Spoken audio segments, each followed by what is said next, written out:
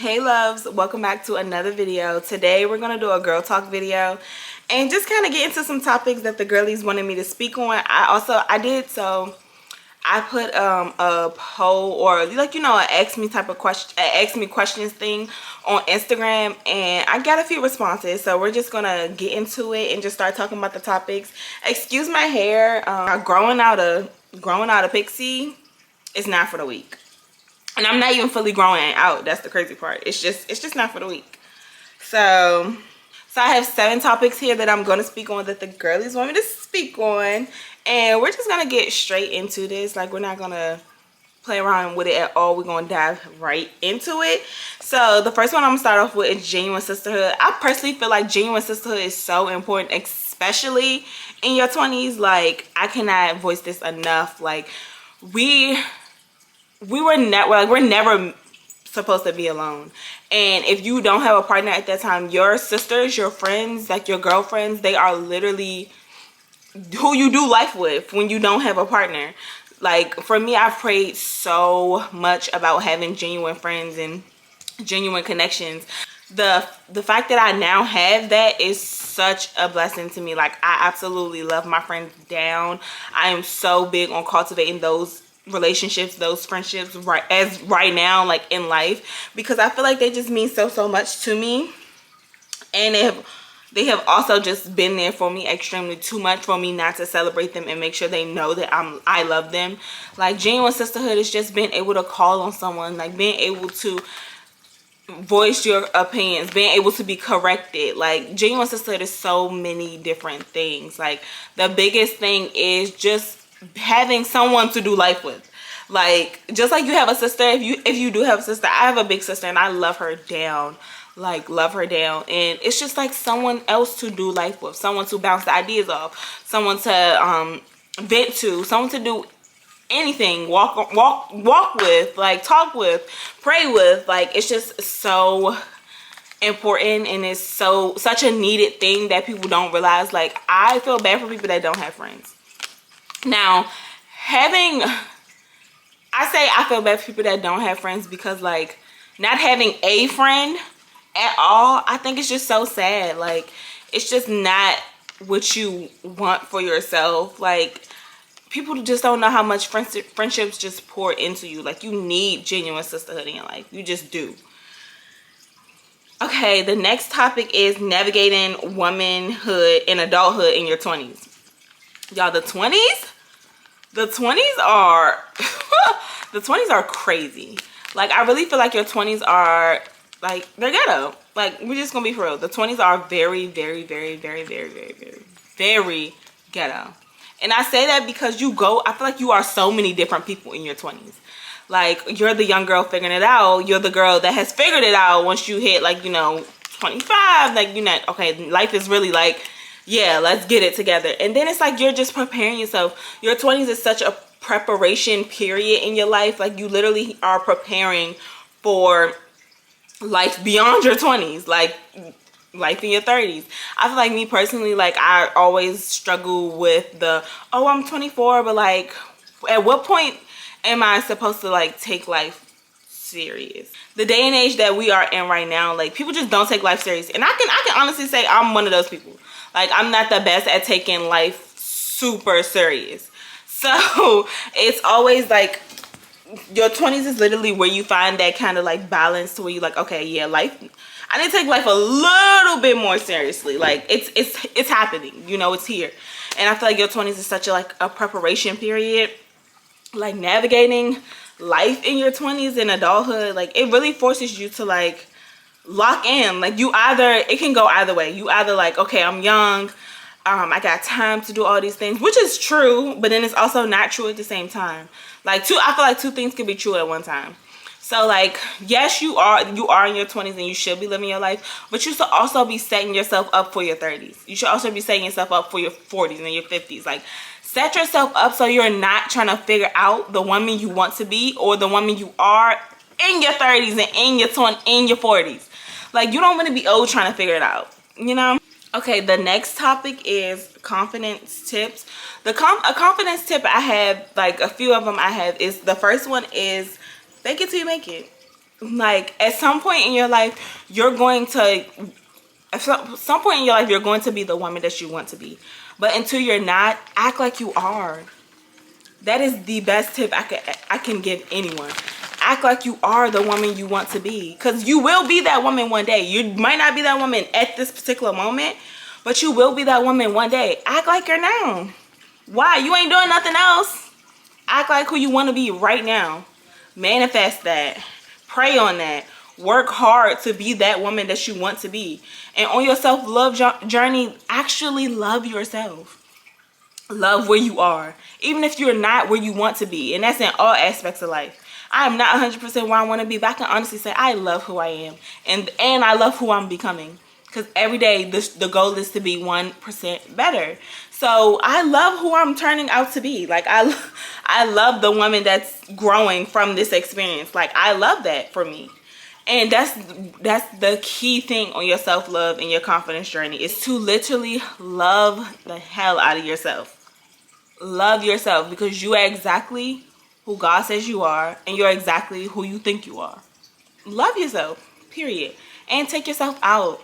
Like people, like so many people, it's something that I also had to learn, but like I had to learn how to like start spending time with myself. And that can look like anything. Like every month at least, I try to do a day where I just do whatever I want. Even if that's laying in the bed all day. That's what I want to do. Like just do what you want. Like literally go out. The stuff that you've been waiting to do with somebody else that nobody has like literally stepped up to the plate to go with you to, do that. Do that for yourself. Do it for yourself. I'm telling you, it's a life changer. It's a game changer. Doing things for yourself. Like my very first solo date was so awkward. I'm not even gonna lie. My very first solo date was awkward. Okay. Like I was just sitting there at the table, like I was reading my book. I was just sitting at the table, drinking my drinks, chilling, and then I went to the movies. Now the movie one is not bad. I love going to the movies by myself. So I'm not gonna say the movies was awkward, but like the dinner was awkward at first. But then like as I started to do it more, like you just enjoy your own company. Like you enjoy just sitting on your phone or reading a book or writing or whatever by yourself. Like you're able to do that by yourself. You're content. You're not bored. Like I wasn't bored. I was just like, oh, like this is, this is weird. Like you usually just don't go out by yourself. So you're like, this is weird. So the next topic we have here is red and green flags for dating. I feel like this is very much so perspective based, like how most of life is. Like it's based on how you perceive it. But for me, I feel like my red flags are pretty like common, if that makes sense. Like the lack of consistency, being a liar, not being considerate, overly jealous, lack of communication. Like it's just literally like the generic things. Like I don't feel like I have any, like the only other red flag I could say that might not be as common is not knowing God. Like I personally do not want to date anyone that doesn't know God or is working towards a relationship with God, because I'm doing the same now. No, I'm not perfect at all. At all. Let me repeat that, because y'all like to get in the comments when it comes to God. But like I'm not perfect at all, and I know that. I know that 100%. But I also know that I'm actively working on a relationship with God. I'm actively working to better myself when it comes to God.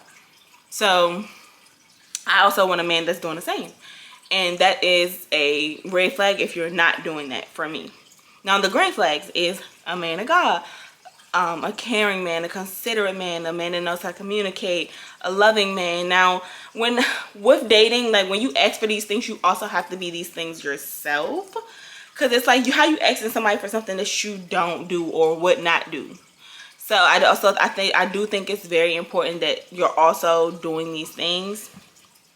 Yeah, I do think it's very important that you are also the things that you ask for. That's why it's so important to like pour into yourself, especially in your 20s, because that's when your 20s is usually when you're doing like most of the discovering. Like your 20s is an ongoing battle with yourself.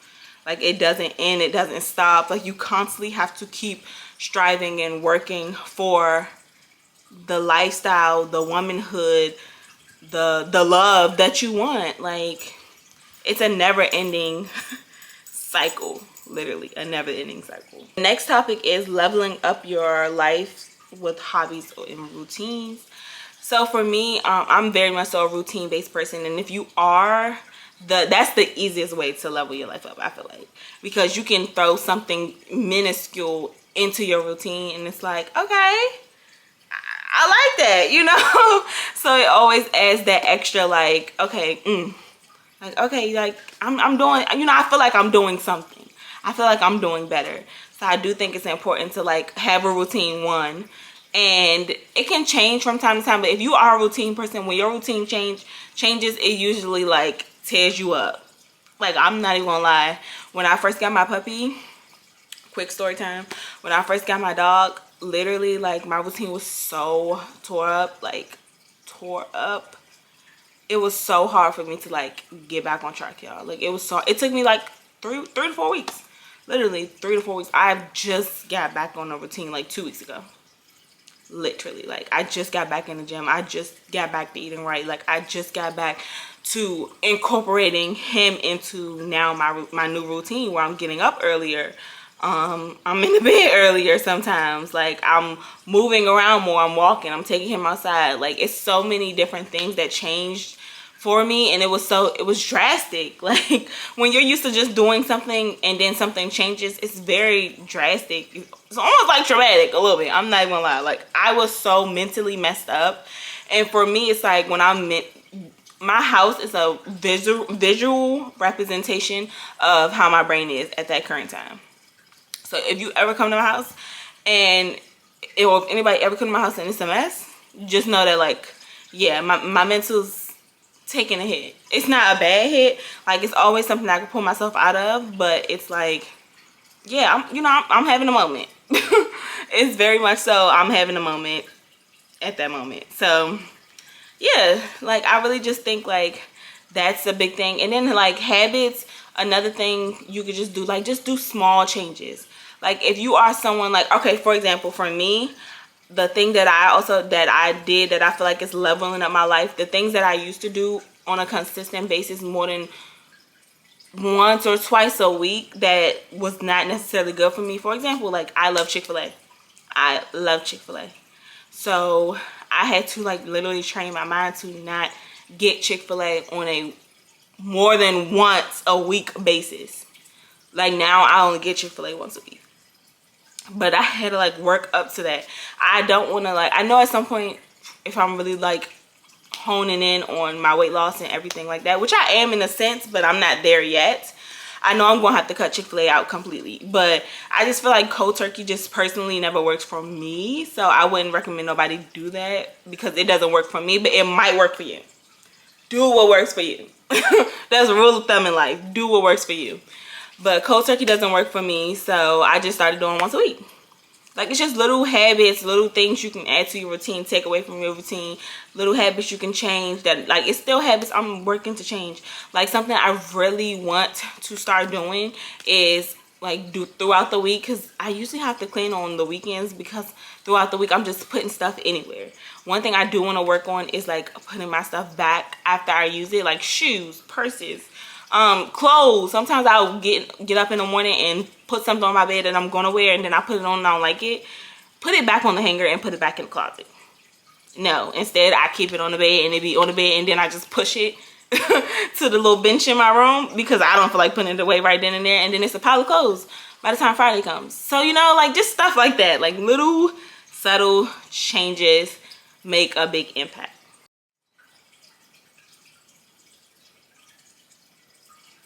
Okay, the next topic is kind of related to the navigating your womanhood and stuff in your 20s. This topic is transitioning into womanhood. I feel like the transition is going to be it's going to be rough. And I only say that just it's of course based on like what you have seen as far as like the women around you. It's also based on how good you are with change, how good you are with adapting. Like, transitioning from being a girl to a woman it's a struggle. It's a struggle, especially at times. Like, is it all a struggle? No, but it's a struggle because you literally have to relearn yourself. Like in high school, okay, like you knew, you know, you might have knew, you might not have, like you had an inkling of who you were. When you become a woman, that changes. Like what you want changes all the time. What you need changes all the time. What you want to do, how you want to act, who you want to be, like that is going to be changing, or that's going to have changed going into womanhood. So it's just like, for me, I would say for the transition is, of course, like stay close to God. That is the only person that's going to be able to get you through any and everything. Stay close to God, and then just take it day by day. Like, I know that's like cliche advice, but like that's real. Like, just take it day by day. Like, what you gonna do about tomorrow? You don't even know what tomorrow gonna bring. Just take it day by day. Now, that's something I'm personally trying to teach myself, but like I said, it's a process. It's a process. So it's just like, take it day by day. Focus on what's right there in front of you. Stop trying to control stuff you can't change, and take it day by day. The next topic is standards versus expectations. Now, okay, I'm gonna give y'all my definition of both, and then we're gonna break it down. So I feel like a standard is a baseline.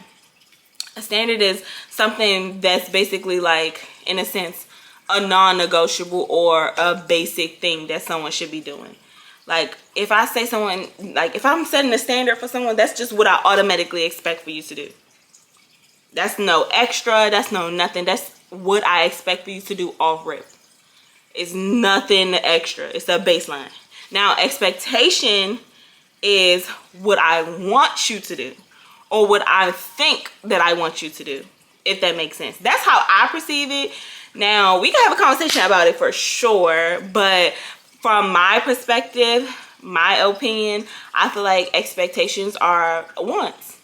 Like what you want, or what you think, or what you would like. Like it's basically so many different ways to say what you want, pretty much. Like, expectation is, okay, I expect, for example, like if I'm dating someone, I expect for them to talk to me pretty often. Like, I don't think that's a crazy task, but some people feel like they don't have to do that. Some people feel like they're getting to know someone that they claim they want to date and want to pursue, but you don't talk to me every day. Now, I think people get it mixed up. Every day and all day are two different things. Like, I'm gonna say that to the day I die. Every day and all day are two different things. I don't want you to talk to me all day, or you don't have to talk to me all day. Let me not say I don't want, because if you do, I feel like that's cool. Like, I'm on my phone for most of the day anyway, if I'm not working or moving around. So I don't have no problem with that. But to not contact me for like days on end, and then like try to jump back into conversation like that really irritates me personally. I don't know if it does it for everybody else, but that's really irritating to me, because like, I would rather just not talk to you. Honestly, like, if we being for real, if you could go days without talking to me, I would rather not talk to you. And my perspective can change at any time, but that's just personally how I feel. Because I feel like that is big in dating. Like, how are we gonna get to know each other and potentially be partners in life, and we don't communicate? You know, like, it's just the math ain't mathing, if you ask me. So that's definitely something that's really, really big for me, and that's what I expect. So it's like, or like when you going out somewhere, like, I would expect some flowers, you know, like just little things. Like, expectations are what you would want them to do, not baseline. Like, opening the door is baseline. Come on now, opening the door, that's baseline. Like, no, that's standard. We not doing that. We don't expect that. That should be something you already gonna do, period. But those are the topics I have for the girlies. If y'all want me to do more of these, let me know. Comment some questions under this video that you want me to do in the next video. And also follow me on Instagram at lovekaya_, so that you can, when I do ask for questions, you can throw your questions in there, so we can, you know, talk about different topics. We can chat more. And I'll see you guys in the next video. Make sure you like, comment, and subscribe. And